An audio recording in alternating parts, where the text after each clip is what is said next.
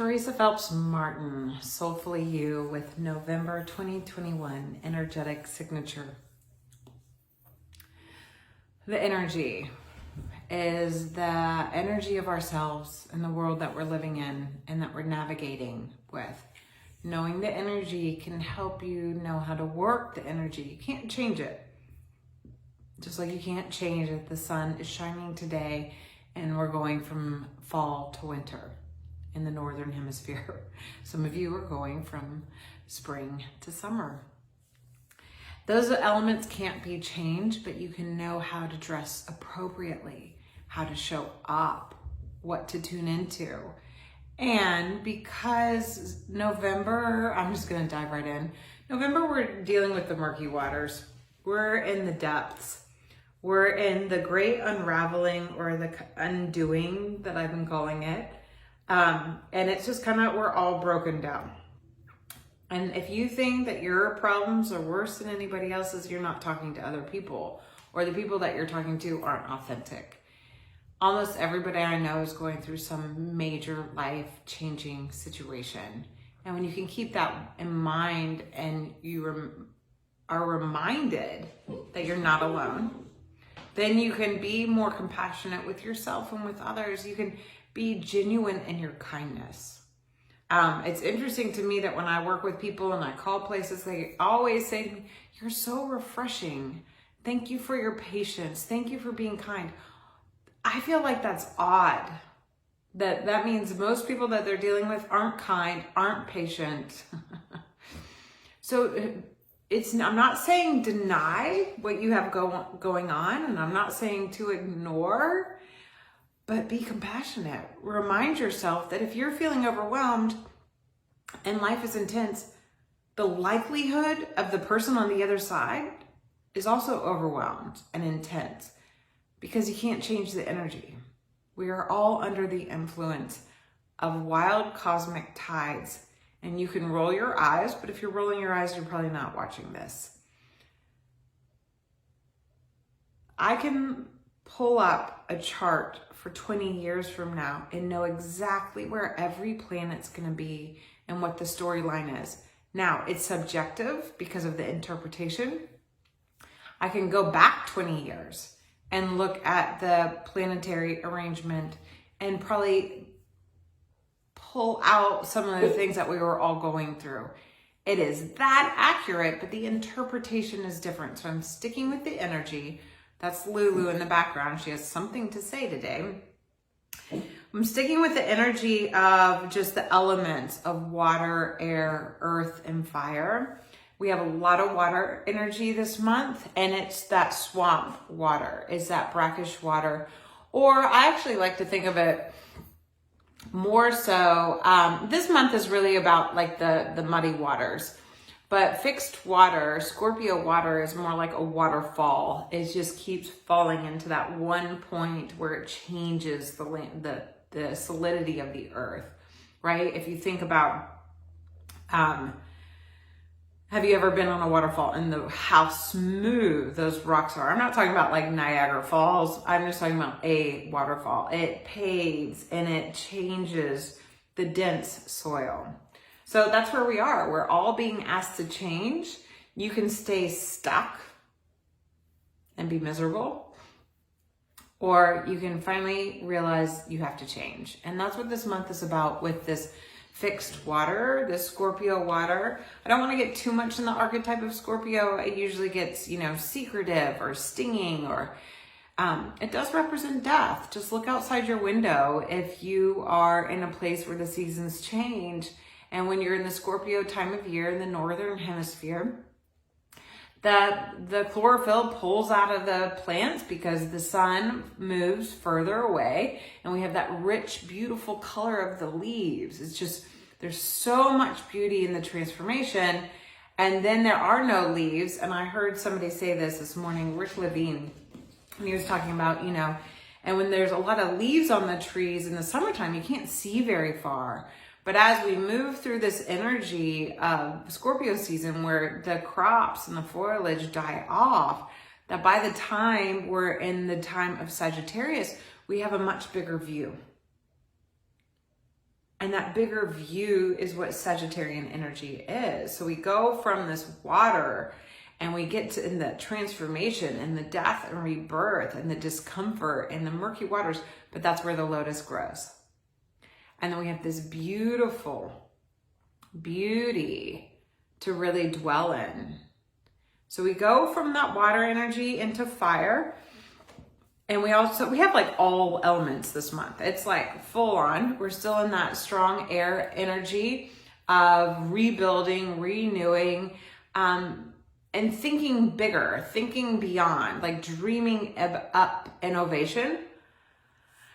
And we also have this energy of the intensity that showed up last month. The messages that came through is the party's over, if you will. You know the details that you have to work with, and we're also being asked to let go. We have a new moon on November 4th, which is in Scorpio, which means the full moon that will happen on November 19th is at 27 degrees Taurus, which is 5 degrees from the North Node in Gemini, which makes that a partial lunar eclipse. So eclipses hold intensity. They're a little bit of like a strobe light. And so something's going to shift. It doesn't mean something bad will happen, but it does mean we want to be in a clear energetic field to open ourselves to the revelations that will help us understand how we can change our ways. Now, I've heard this quote and I've misquoted it like numerous times. But a lot of us are choosing the certainty of misery over the uncertainty of change. I don't know who says that. I heard Oprah share it in her book, What Happened to You? But it is. It's very hard to change, but we are there. And we're there, and I will share it in my blog, which the Scorpio New Moon is about shared vulnerability. You can stay stuck or change. Everybody's vulnerable with you. We all share the cosmic skies together. We all live under the same big sky. We all orient ourselves to the same bright sun. What happens is that we all define that differently. So the subjectivity of our experience is what's creating the murky waters. We're creating the murky waters, not the stars. The stars are just calling forward. It's time. We're at a new point. We need to have new perspective. We have to let go of the old and awaken to the new. So that full moon, November 19th in Taurus, will be revealing because it just is. It just is. So Mercury will be finishing up its shadow. So if you feel like, I thought Mercury was out of retrograde, it's not. It will be soon. And then we'll certainly feel like we're moving forward again. So notice the messages, especially the ones that you've heard that have dealt with some intensity, that you're really listening, tuning in, and not just blowing it off. Venus will go into Capricorn, and she will be there. She is that feminine energy of just bringing beauty and beliefs and vision. Even if it seemed outlandish, she will shift into dutiful and structured Capricorn, accomplished, driven. So I think we really have this feminine energy of, oh yeah, we've got to value a new beginning and stay committed to these new ways of being. What's tricky is we don't know what the new way of being is yet. Nobody does. But we know what it was is not. And that's what this is all about, is really moving into our outside of our comfort zone, being emotionally stirred. Mars is in Scorpio the entire month. Mars is traditionally known as the planet of war. It's maleficent. I don't like to look at Mars that way. I like to look at it, if you can think of the embodied masculine in the highest form, it's what's the word? It's not chauvinist, it's chivalry. Chauvinist, chivalry, not that close. But it's that chivalry, it's that respecting, it's that pausing, it's that ability to have passion for the greater being and knowing how to step forward with that energy and to put its arm around it and bring it forward with passion, which is compassion. That's Mars, and Mars is in Scorpio and it loves to be there. Now, here's the thing. When you have a secret, or you just don't feel like talking about it, when it decides to come up and out, it will sting. Once you tend to that sting and your butt has been pushed in the direction that it needs to go and it's uncomfortable, there's great revelations. And when you have these great revelations, then you experience more freedom. And when you experience more freedom, you find more peace. This is the energy.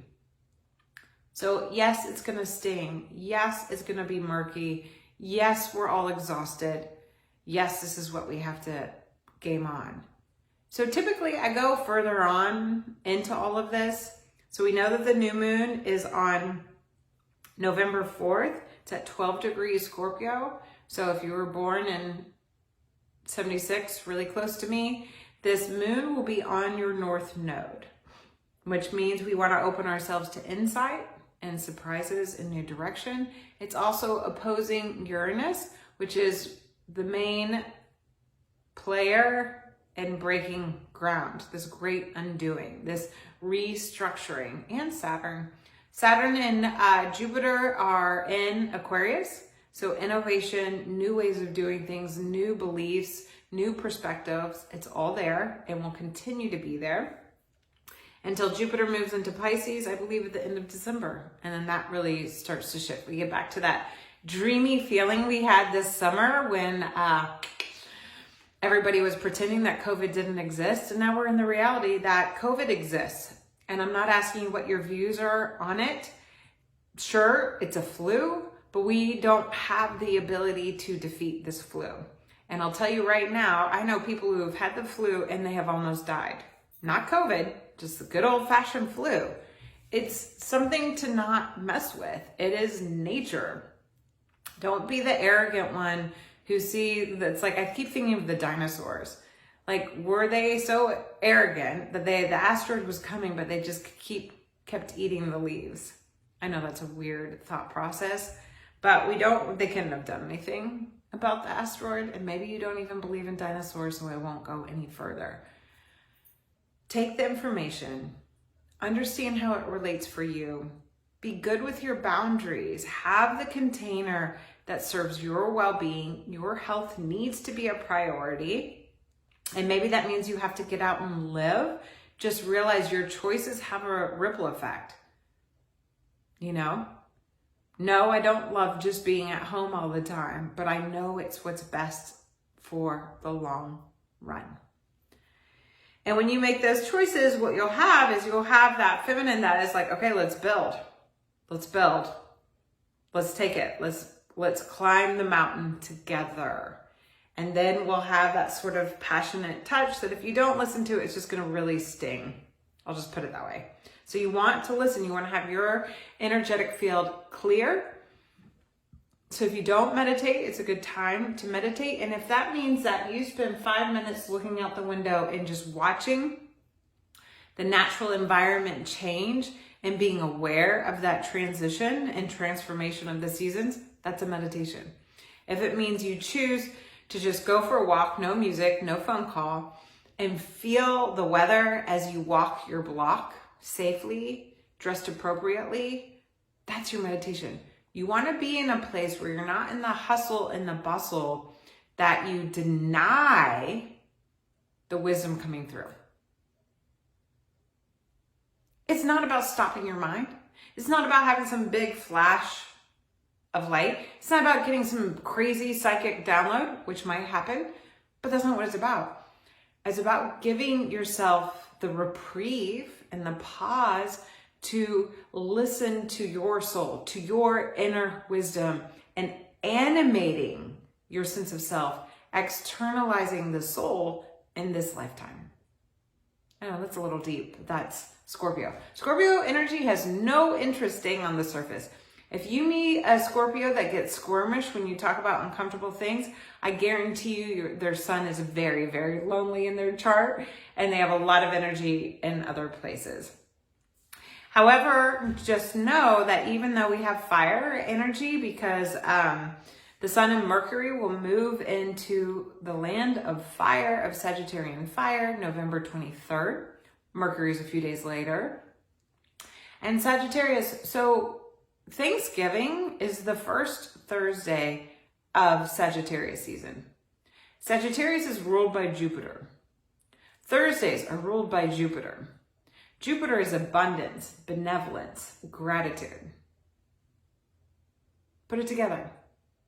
So if you have a hard time celebrating Thanksgiving because of the way our country was founded, come back to that benevolence and that gratitude. And that's what we end the month on. So the meditation is here to help you. So when the leaves fall and all the leaves have fallen off, and we witness this transformation of season, and then we can see, you know, the thickness of the leaves that give us a barrier in shade is now gone. So we can see the light, we can have a clearer view, and that's what that mutable fire will bring at the end of the month. Hip openers. Take care of your sacrum, your low belly. Listen to that womb that is sacred, where all the energy of your creativity comes from. Doesn't mean you have to have crazy and wild sex, but maybe you do have crazy and wild sex. How are you sourcing your creativity? And are you allowing that creative offering to come from a place within, or is it all up here? We want to watch getting stuck in the lower mind that's always rational and logical. And we want to aim for the higher mind, which is a lot of what Sagittarian energy is. So go deep, dive in with kindness, with the ability to be forgiving and compassionate, and knowing you're not alone, because we all share this vulnerability, right? I was listening to a podcast with Brene Brown and Esther Perel, and she was totally calling Brene out on how amazing all of her research is on vulnerability, and that vulnerability is so profound, and you can be so certain with it when the rest of your world is safe. We're in a period of our life, which I thought it was cool that Brene was surprised by this and Esther presented it. It's hard to be vulnerable when everybody else is vulnerable with you, including the world in which you live. So we all are sharing in that vulnerability on some level. So if you can be kind, especially these first few weeks of November, remind yourself that we're at the end of 2021. We thought 2020 was rough. I think 2021's been a little more intense in different ways. And 2022 is not as bumpy, but it's not like, whoo, we're off, we're back, we're good. We're not. So you want to be really clear in your energetic field. So that's why I suggest the meditation. Do things for your hips, your low back, your low belly. Listen to those intuitive hits. Do I need to go for a checkup? Do I need to go have a different screening? Not from a place of fear, but from a place of clarity. What is your bigger vision? What are your dreams? What are you rebuilding? Continue to tend to that, but also know it's going to be challenged. And in that challenge, and as we dance and we fluctuate with our energy, you want to be grounded in clarity. So think about your emotions and what you can do to support your emotional landscape. Do you tend to get depressed when the days get shorter and the darks get longer? Come up then with, maybe I should employ a therapist through this winter season. Maybe I need to make sure I'm scheduling something fun that really brings me to life. What brings me fun? It's different for everyone. It might be being at home in the peace of quiet all day long. That's fun for you. It may be having a party with hundreds of people and loud music and the thrill of it all. Just be smart. You want to know what brings you fun and return to that innocence, because that'll help keep your field clear. And so when we get to November 21st, what did I say? Oh, Mercury goes into Sagittarius on November 23rd. When we move into that Sagittarian energy, well, that joy will be there for us. That full moon, I think I've said it, I'm just trying to wrap up. That full moon is on November 19th in Taurus. It is an eclipse. And so Taurus rules the throat and neck. And so what we'll find is that what hasn't been spoken will come forward. So the deal is, you can stay stuck and stay miserable, or finally surrender to the change.